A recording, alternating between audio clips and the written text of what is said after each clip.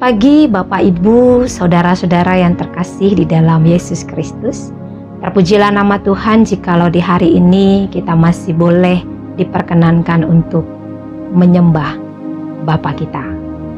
Firman Tuhan yang sesaat mau kita dengarkan dalam sapaan teduh di hari ini. Dan sebelumnya mari kita bersatu dalam doa, kita berdoa.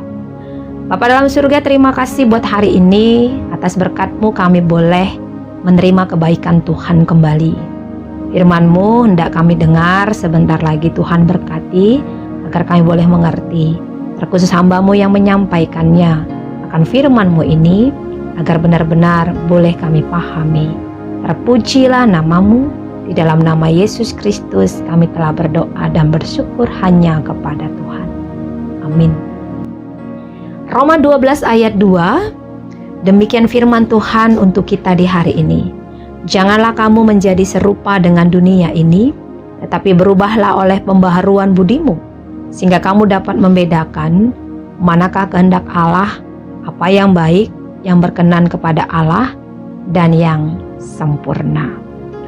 Bapak, Ibu, Saudara yang terkasih dalam Yesus Kristus, pernahkah terpikir oleh kita air laut asin, tapi ikan yang hidup di dalamnya tidak menjadi asin? Mengapa demikian? Karena ikan mempunyai kemampuan untuk mencegah mineral garam air laut untuk meresap dalam tubuhnya. Ini yang disebut sebagai insulasi. Garam di air laut tidak bisa masuk ataupun menembus kulit ikan ke dalamnya. Ikan mempunyai kemampuan untuk menyaring mineral apa yang bermanfaat dan yang dibutuhkannya. Hanya mineral yang baik yang diserapnya, dan mineral buruk itu ditolaknya. Bapak, Ibu, Saudara yang dikasihi Tuhan kita Yesus Kristus, apa yang menjadi gambaran ikan berada di air laut? Seperti itu yang bisa digambarkan dalam kehidupan manusia di tengah dunia ini, terkhusus melalui firman Tuhan di hari ini. Sebagai manusia, kita masih berada di dunia ini, sebagaimana ikan yang masih membutuhkan mineral dari laut. Kita juga masih membutuhkan dunia ini untuk kehidupan kita. Meskipun demikian, kita tidak boleh serupa dengan dunia ini. Paulus melarang jemaat Kristen yang ada di Roma pada saat itu untuk menjadi serupa ataupun sama dengan dunia. Begitu juga dengan kita saat ini.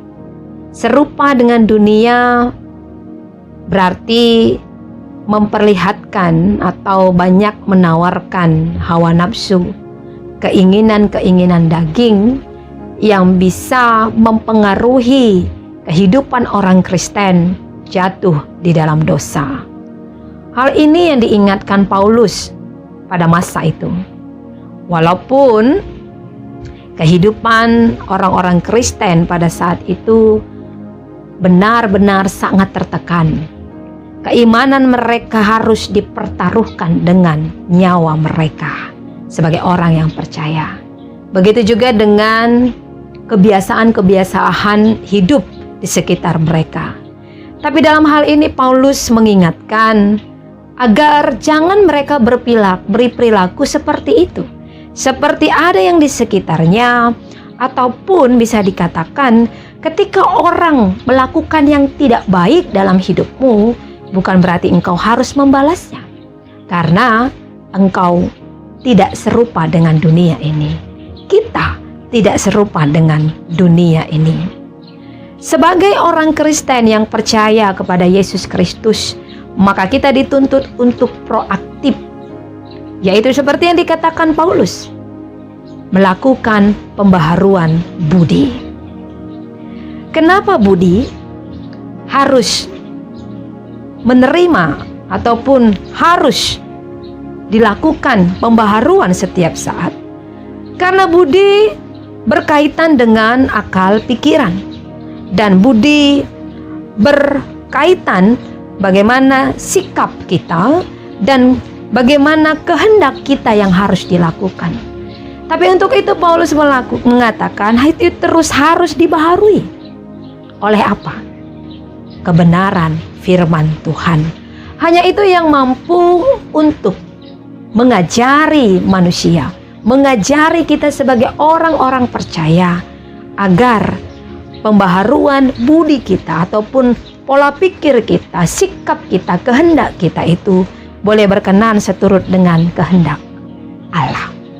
Saudara yang dikasihi Tuhan Yesus Kristus, melalui firman Tuhan ini kita diingatkan agar kita bisa berubah ke arah yang lebih baik. Perubahan ini tidak terjadi secara langsung, sebagaimana telur tidak bisa langsung menjadi kupu-kupu. Dan proses ini sering digambarkan dalam kehidupan orang Kristen, yaitu adanya proses metamorfosis. Dari telur menjadi larva, lalu larva menjadi ulat, ulat menjadi kepompong, kepompong menjadi kupu-kupu yang baik. Itu proses yang harus dijalani. Dan dalam proses itu memang tidak mudah. Pastinya ada hal-hal yang menyakitkan bagi kehidupan kita. Perubahan budi, akal, kehendak, dan pola pikir itu sangat dibutuhkan dalam kehidupan kita.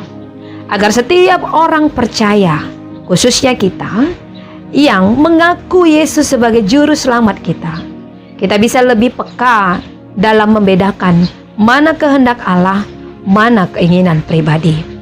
Kehendak Allah agar kita selalu melakukan hal-hal yang baik bagi sesama. Sebab setiap orang yang hidup dalam kebenaran firman Tuhan adalah ciptaan baru yang diciptakan oleh Allah di dalam Kristus Yesus untuk melakukan pekerjaan yang baik seturut dengan kehendak Allah. Selamat melakukan pembaharuan budi dalam hidup kita di hari ini. Tuhan memberkati. Kita berdoa. Bapa dalam surga, terima kasih buat firman-Mu yang kami dengar di pagi ini. Ajari kami untuk kami mau terus untuk memperbaharui budi kami, terkhusus dalam hal pola pikir kami, kehendak kami, keinginan kami, agar semuanya boleh menuju seperti yang Tuhan kehendaki saja. Saat ini khusus kami berdoa buat Runggun Cijantung. Tuhan senantiasa memberkati setiap jemaat-jemaat-Mu yang ada di tengah-tengah Runggun Cijantung. Tuhan berikan kesehatan buat pendeta kami yang melayani di Runggun Cijantung. Tuhan berkati juga Pertua Diaken Nora Naras, begitu juga dengan emeritus kami, agar semuanya boleh bersatu hati untuk senantiasa memperlihatkan kebaikan-kebaikan Tuhan di dalam setiap pelayanan-pelayanan. Begitu juga pengurus kategorial, pelayan-pelayan KKR kami juga. Tuhan berkati agar dalam tanggung jawab mereka semakin banyak orang melihat kebaikan-kebaikan Tuhan. Berikan semua kesehatan buat setiap jemaat-Mu yang ada di Runggun Cijantung. Jikalau saat ini ada yang mengalami ataupun sakit penyakit, atas seizin Tuhan, Tuhan juga berkati agar cepat sembuh. Jikalau saat ini dalam kelemahan iman, Tuhan juga memberkati. Tuhan memakai setiap jemaat-Mu yang ada di Runggun Cijantung untuk boleh bersama-sama mendukung, menopang, agar setiap jemaat-Mu yang lemah di dalam imannya saat ini semakin teguh, semakin kuat, dan mengerti kehendak Tuhan. Terpujilah nama-Mu ya Tuhan. Kami serahkan kehidupan kami di hari ini ke dalam tangan-Mu, dan ajari kami untuk melakukan seturut kehendak-Mu. Di dalam satu nama yang indah, Yesus Kristus, kami telah berdoa dan bersyukur hanya kepada-Mu. Amin. Selamat beraktivitas. Tuhan memberkati.